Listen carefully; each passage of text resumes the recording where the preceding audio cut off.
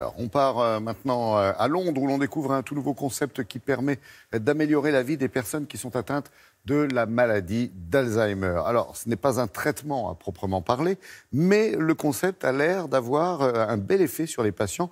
Laura, vous pouvez nous en dire plus, bien sûr.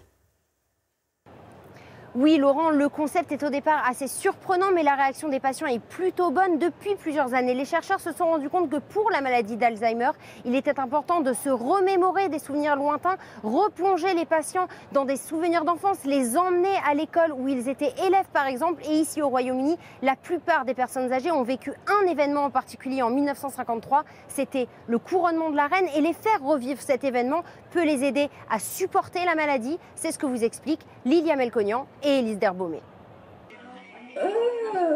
Ce sont des lunettes un peu particulières qui vous plongent dans un autre temps. Bienvenue en 1953 en Angleterre, jour du couronnement d'Élisabeth II.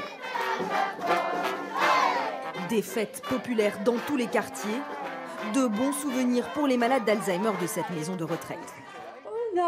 Oh, mais on est quelque part dehors. Je suis submergée d'émotions. La réalité virtuelle permet à ces personnes âgées de revivre l'époque reconstituée par des figurants.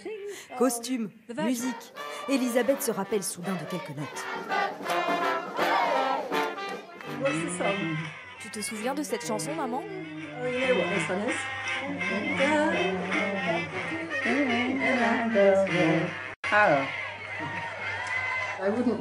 Je ne peux plus jamais demander à maman si elle se souvient de certains événements précis. Mais quand elle réagit à ces images, là on peut commencer à parler. À l'origine de cette idée, ces deux Britanniques.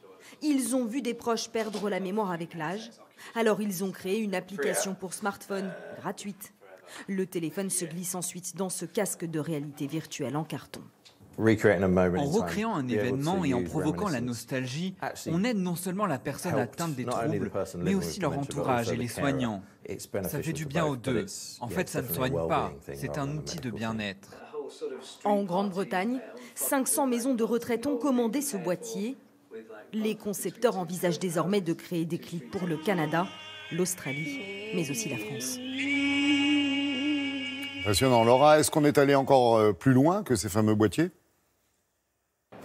Oui, Laurent, il existe même un moyen grandeur nature de faire travailler la mémoire des personnes atteintes de la maladie d'Alzheimer ou de démence sénile. Au Royaume-Uni, plusieurs maisons de retraite médicalisées ont des Memory Street. Ce sont des rues dont l'aménagement ressemble à celui des années 50 avec des petites rues pavées, des anciennes postes et des vieilles librairies. Le Pays-Bas est même allé encore plus loin. Il existe dans la banlieue d'Amsterdam un village entièrement reconstruit et qui fonctionne exactement comme dans les années 50. La France veut d'ailleurs s'en inspirer.